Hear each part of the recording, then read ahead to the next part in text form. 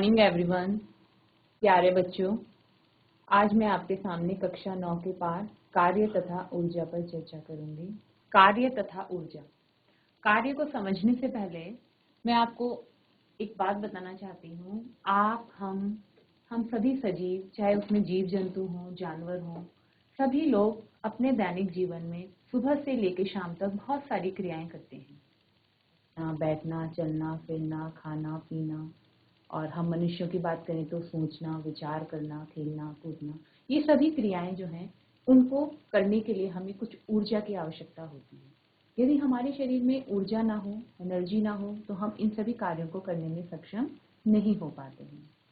तो सीधी सी बात है, किसी भी कार्य को करने के लिए हमें ऊर्जा की आवश्यकता है।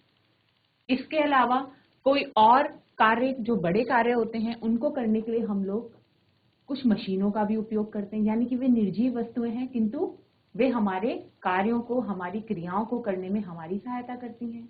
जैसे कि हम 100 किलोमीटर की दूरी पैदल चलकर नहीं तय कर सकते, तो उसके लिए हम किसी गाड़ी का, वाहन का उपयोग करते हैं।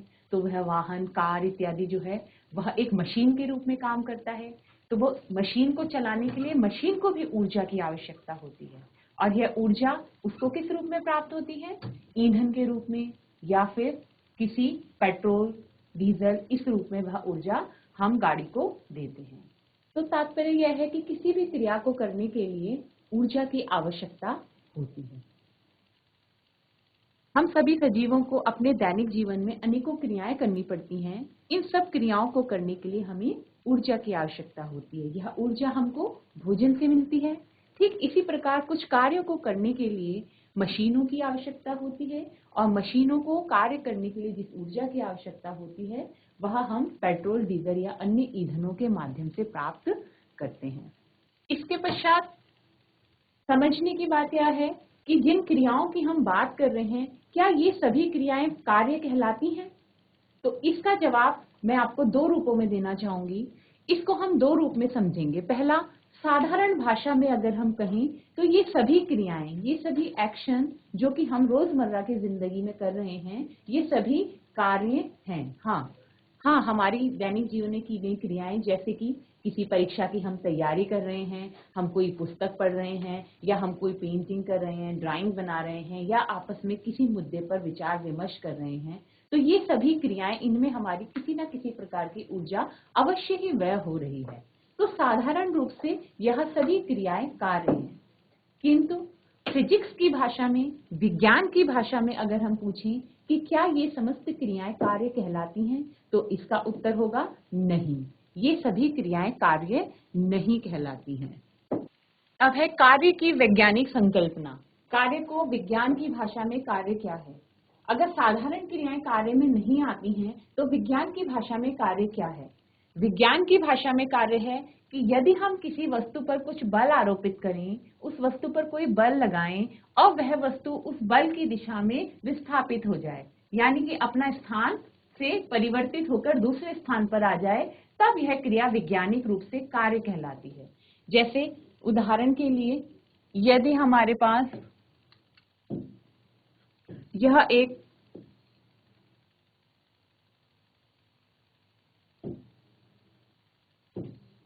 लकड़ी का एक ब्लॉक है, यह एक पहली स्थिति A में रखा गया है।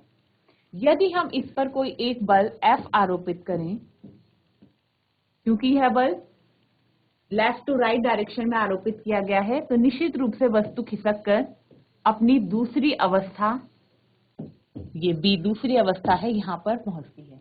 यानी कि वस्तु A पर बल आरोपित करने पर वस्तु अपनी पहली स्थिति से कुछ दूरी S, जिसे हम मान सकते हैं, अपनी विस्थापित हो चुकी है।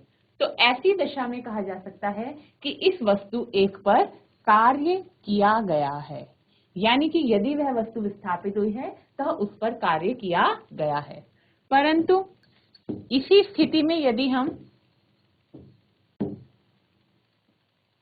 एक दूसरा उदाहरण लें कि यह वस्तु कोई एक बहुत ही अधिक वजनी, अधिक भार वाली वस्तु है, और इस पर किसी व्यक्ति के द्वारा धक्का बल F के रूप में लगाया जा रहा है, और इस पर कई अधिक बार इस बल को आरोपित करने के बाद भी यह वस्तु अपनी दिशा से, अपनी स्थिति से विस्थापित नहीं हुई है, यानी यह हिली तक भी नहीं है अपनी जगह से।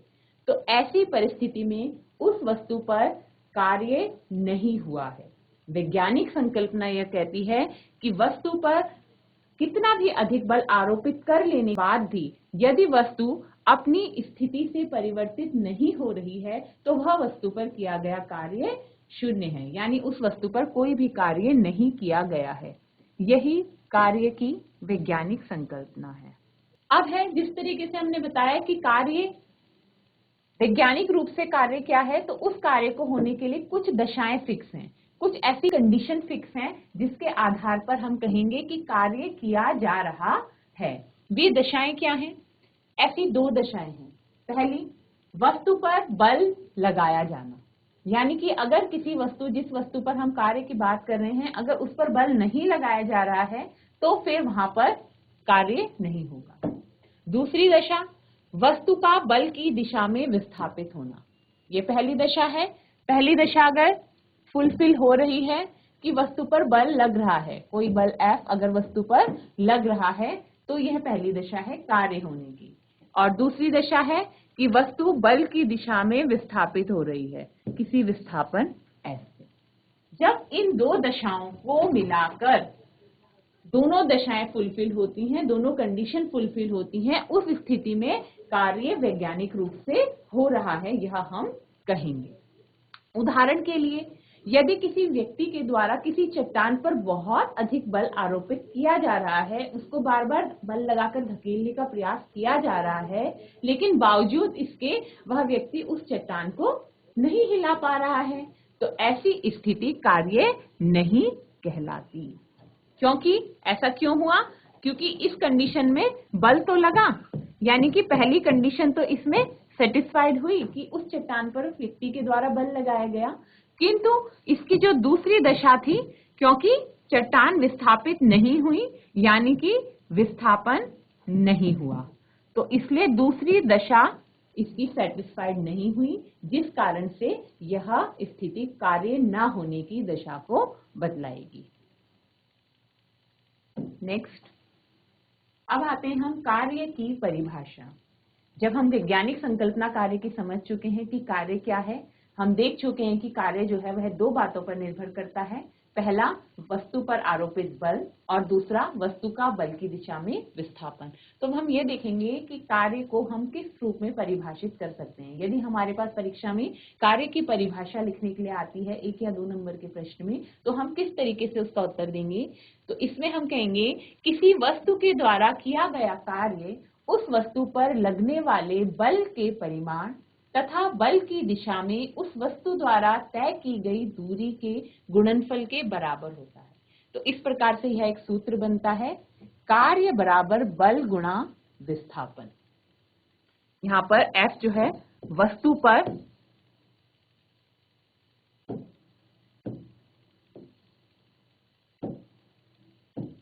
F वस्तु पर आरोपित बल है,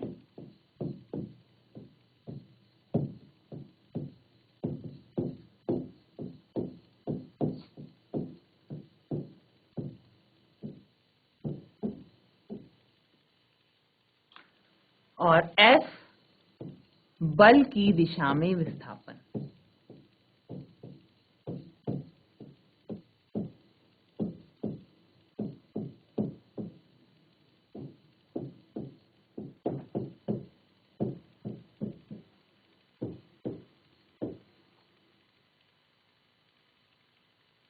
तो इस प्रकार यह कार्य बल और दूरी के विस्थापन के गुणनफल के बराबर है। यह कार्य की सामान्य परिभाषा है। नेक्स्ट, अब इस सूत्र के आधार पर जो भी बताया गया है, हम इसका मात्रक ज्ञात कर सकते हैं। हम जानते हैं कि जो बल है F, पिछले पाठों में हमने पढ़ा है, बल F का मात्रक न्यूटन होता है। न्यूटन, मैंने पहले भी इस कक्षा में आप लोगों को सर आइजैक न्यूटन के गुरुत्वाकर्षण नियम के बारे में पढ़ाया है। वहां पर ही मैंने आपको बताया था कि बल का मात्रक न्यूटन के नाम पर न्यूटन रखा गया। और दूसरा, हम सभी को पता है जो दूरी विस्थापित हो रही है वह एक दूरी है जिसका मात्रक होता है मीटर।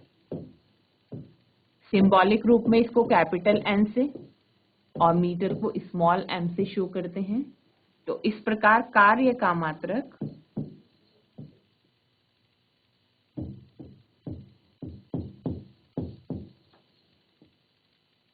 न्यूटन इंटू मीटर है, जिसको एमकेएस पद्धति में इसको जूल भी कहते हैं।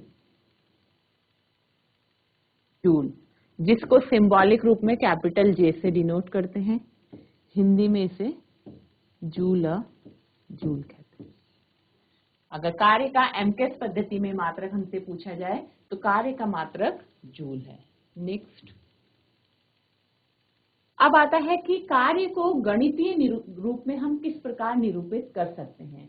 मतलब कि जब प्रश्न हमारे पास आएंगे, क्वेश्चंस न्यूमेरिकल वे में आएंगे, तो उसको सॉल्व करने के लिए हमें सिर्फ कार्य की संकल्पना, कार्य की परिभाषा या फिर कार्य का सिंपल सूत्र ही ज्ञात नहीं होना चाहिए, बल्कि हमें उसके गणितीय निरूपण को भी समझना आवश्यक है।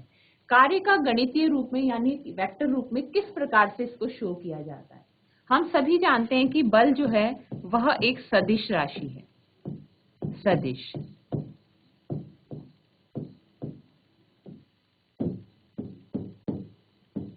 सदिश राशि, सदिश राशि वह राशि होती है जिसमें परिमाण के साथ साथ दिशा की भी आवश्यकता होती है। तो बल जो है वह बिना दिशा के कार्यरत नहीं होता, हमेशा बल की एक निश्चित दिशा होती है। यदि हम किसी वस्तु को धकेल रहे हैं तो हम एक निश्चित दिशा में बल लगा रहे हैं, या फिर कोई वस्तु ड्रॉप आउट हो रही है तो वह भी एक निश्चित बल उस पर कार्य कर रहा है। दूसरा, विस्थापन। इस प्रकार यह जो विस्थापन है, विस्थापन भी एक सदिश राशि है। यह भी दिशा इसमें मौजूद होती है, किस दिशा की तरफ यह जा रहा है। अब यहां पर F को हम बल सदिश कहते हैं, यानी कि फोर्स वेक्टर, और विस्थापन सदिश को हम यहां पर S से डिनोट किया गया है। अब इसमें नेक्स्ट एक बात आपको और बताना चाहती हूं कि सदिशों का गुणनफल, सदिशों के दो प्रकार के गुणनफल होते हैं। एक होता है सदिश गुणन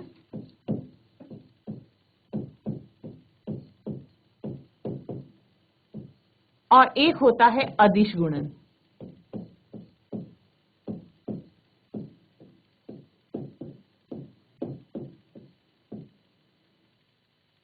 अदिश गुणन, अदिश गुणन जो है यह वस्तु के डॉट प्रोडक्ट कहलाते हैं। डॉट प्रोडक्ट,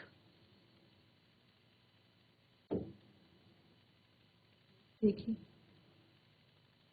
मान लीजिए W बराबर बल सदिश F डॉट, ये इनके बीच में जो प्रोडक्ट है, जो गुणन है, अदिशों का गुणन नहीं, सदिशों का अदिश गुणन है, गुणा वेक्टर S।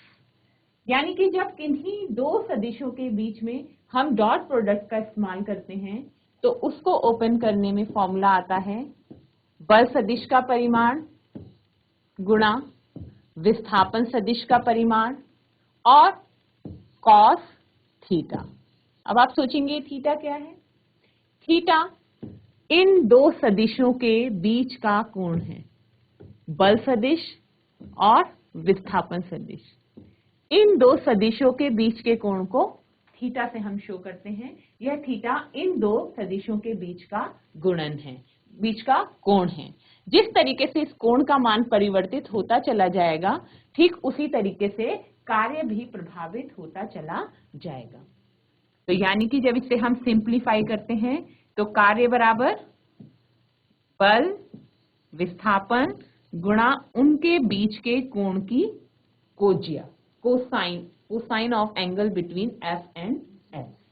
अब इसमें हमारे पास अलग अलग परिस्थितियां आती हैं जिसके आधार पे हमारे सभी न्यूमेरिकल इससे संबंधित सॉल्व हो जाएंगे। पहली स्थिति आती है यदि थीटा बराबर 0 डिग्री हो, यानी कि बल सदिश तथा विस्थापन सदिश के बीच का कोण यदि 0 हो तो उस परिस्थिति में कार्य किस प्रकार का होगा यह देखेंगे।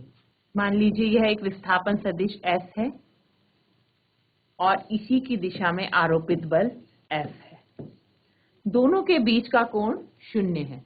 दोनों एक ही दिशा में कार्यरत हैं। जिधर की तरफ बल लग रहा है उधर ही की तरफ वस्तु विस्थापित हो रही है। तो ऐसी परिस्थिति में कार्य सूत्र के अनुसार कार्य बराबर, अभी पहले पढ़ा, बल, विस्थापन और बीच का कोण कॉस थीटा। यदि थीटा का मान हम 0 रख दें तो बल परिमाण, विस्थापन परिमाण और कॉस थीटा का मान 0 डिग्री। हम सभी जानते हैं कि कॉस थीटा कॉस 0 का मान 1 होता है। इसकी वैल्यू होती है 1। तो F इंटू S।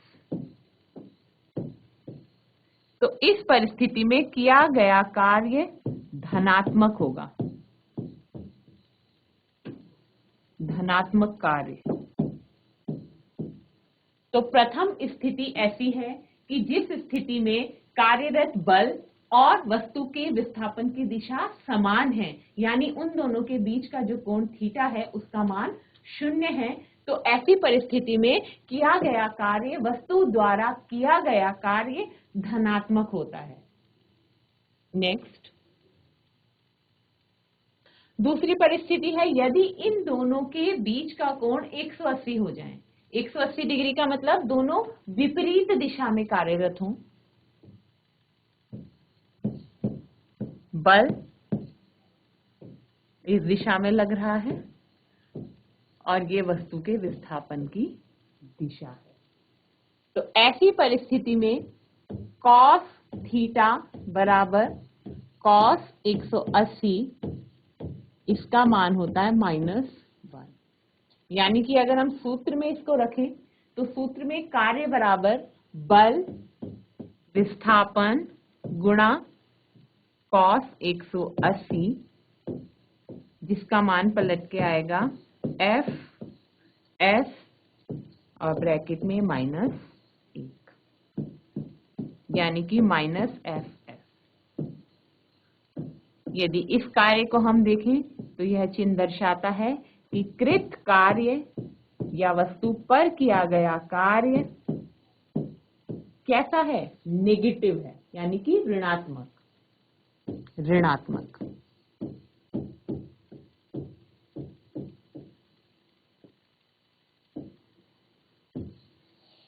ऋणात्मक बल के उदाहरण के रूप में कि जब कोई वस्तु जो है ड्रॉप हो रही है अंडर ग्रेविटी, तो उस पर बल जो है नीचे की तरफ कार्य करता है। लेकिन अगर हम एक कुएं से पानी को खींचें तो हम गुरुत्वाकर्षण बल के विपरीत दिशा में कार्य कर रहे हैं और उस परिस्थिति में किया गया कार्य नेगेटिव होता है उस पर किया गया वस्तु पर।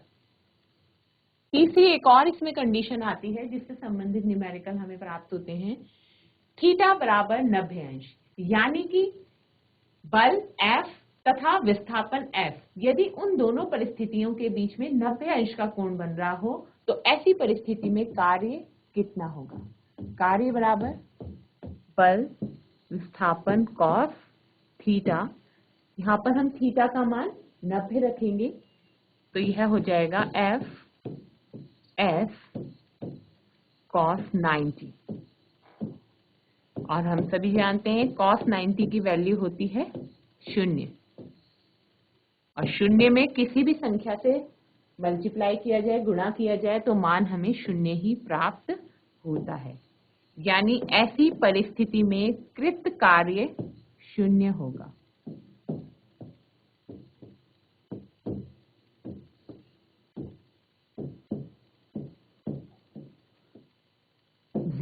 Zero work. इस परिस्थिति में किया गया कार्य 0 होगा। नेक्स्ट, अब मैंने आपको शुरू में बताया कि कार्य का जो मात्रक है वह जूल है। तो इससे संबंधित एक नंबर का प्रश्न हमारे परीक्षाओं में पूछा जाता है कि 1 जूल क्या है। 1 जूल की परिभाषा लिखिए, या 1 जूल से आप क्या समझते हैं।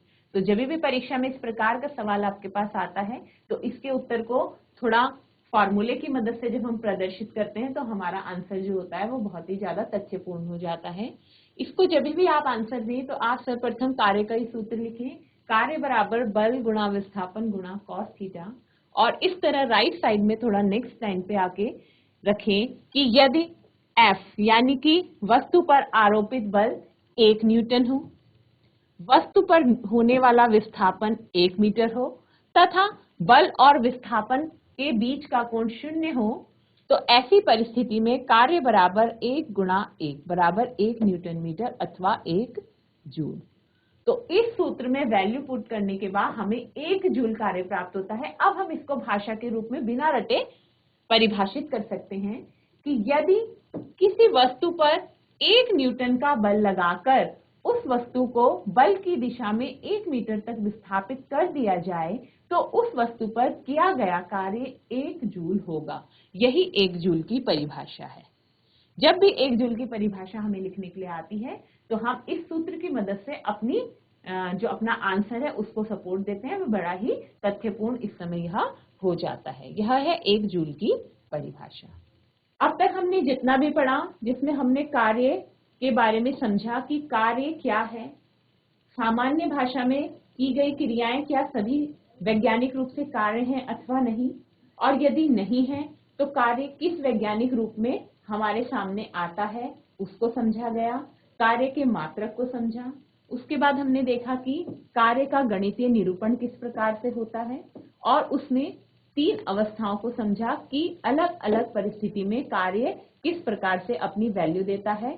तो कार्य 3 रूप में हमें प्राप्त हो सकता है। कार्य धनात्मक भी हो सकता है, कार्य ऋणात्मक भी हो सकता है और कार्य शून्य भी हो सकता है। इन समस्त परिस्थितियों के साथ ही हमने 1 जूल की परिभाषा को भी किया। अब इन सब फॉर्मूलों को समझ लेने के बाद हम समझते हैं कि हमें कार्य का कॉन्सेप्ट क्लियर हो गया है, तो हम इसमें एक न्यूमेरिकल हल करेंगे और अभ्यास भी आप लोग इसमें करेंगे बैठ करके।